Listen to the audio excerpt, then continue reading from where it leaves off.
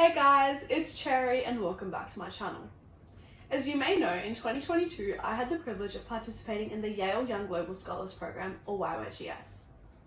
Through this experience, I was able to interact with people from around the world, learn directly from Yale faculty, and grow and pursue my passions within science and technology. In addition to participating in the program itself, I also created a 4-part series here on YouTube where I vlogged my experience and shared some tips on the application process. These videos received so much love and support, so I'm really grateful to everyone who viewed, liked and commented on these videos, so thank you so much if you were one of them. In addition to this support, I also had quite a few people reach out to me over the years asking for specific guidance on their essays and their overall application. And after reviewing other people's writing, I've noticed that there are a few things that can make an essay great, and there are also some things that you kind of want to avoid when writing college-style essays. So in this video, I thought I'd share some of the tips that I personally use, as well as share with my students to make their essays really stand out. Now obviously the tips I share in this video are tailored for college-style essays, specifically for pre-college programs, but they can definitely be applied to other essay writing as well. So let's get into the tips. One of the most common mistakes I see students make is they don't answer the essay prompt, or only answer parts of it. College-style essay prompts often involve multiple parts, so it's really important that you really understand the question by reading it carefully and answer each component. So for example, when applying for YYGS, an essay prompt I received was, please write about a time where your courage failed you. What happened? If you could go back in time and change it, what would you do differently, if anything? Now this question obviously asks you to describe a specific situation, but then also reflect on whether or not you would change your reaction to it. And both parts of these are equally important, so you need to include them in your response. And by doing this, you're showing the admissions officer that you are attentive, can follow instructions, and actually care about your application. Because at the end of the day, it doesn't matter how well your response is written if you haven't actually answered the prompt. Planning is a crucial step in all essay writing, but specifically in this context because you're quite restricted in terms of the word/character count. When planning, there are two main things that you want to consider. Firstly, what do you want to say? And this is about your idea. And secondly, how do you want to say it, or your structure? When coming up with your idea, it's really important to be authentic.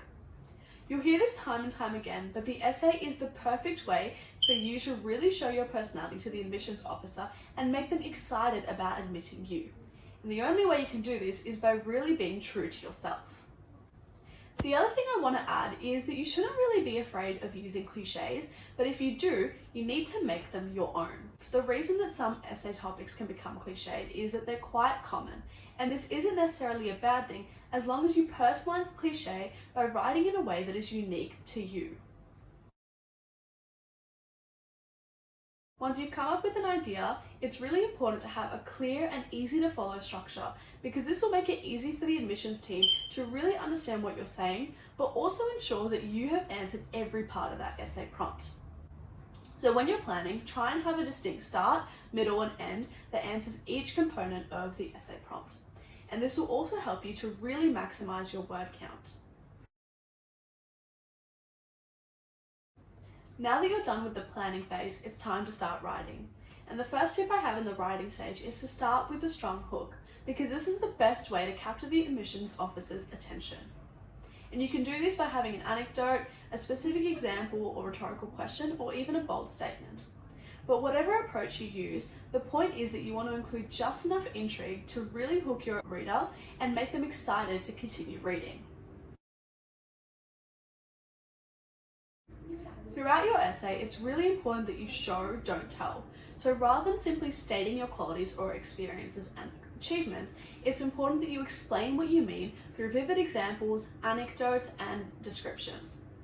This approach will make your essay more engaging, memorable, and authentic, allowing the admissions team to really understand you, your story, and your personality.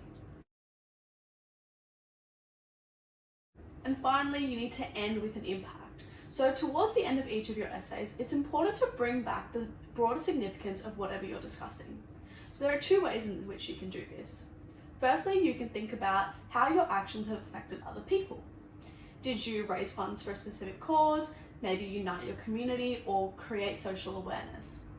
Once you've done that, it's time to tie this situation back to yourself. So think about how an experience has impacted you and what it's taught you about yourself, your character, potential, and values. And then finally, most importantly, you want to connect these insights into how these things make you an ideal candidate for this position or for this program.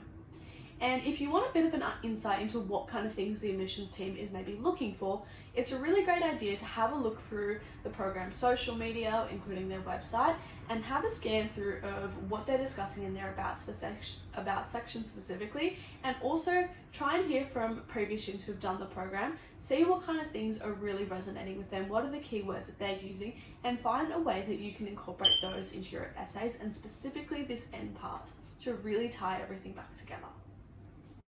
Okay, that's all that I have for today. I hope you guys found these tips useful for college applications and beyond. And if you have any questions, please feel free to leave them down below in the comment section. Additionally, if you would like any specific guidance on your essays or application overall, feel free to reach out via email, which I'll leave down in the description box. Thank you so much for watching. I hope you guys liked this video, and if you did, make sure to leave a like, comment, and subscribe to my channel for more. Thank you again, and I'll see you guys next time. Bye!